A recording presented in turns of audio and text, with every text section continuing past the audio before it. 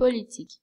En rendant la direction du secrétariat exécutif du PDCI tournante, Bédié a simplement dribblé Gikawe à qui il l'avait promise. Le professeur Maurice Kakou Gikawe ne sera pas le chef exclusif du secrétariat exécutif du PDCI RDA comme Bédié le lui avait promis. Ce poste sera tournant par intervalle de 6 mois. Ainsi, on a décidé en dernier ressort en reconnaissant Bédié et ses proches après sa réélection à la tête du vieux parti.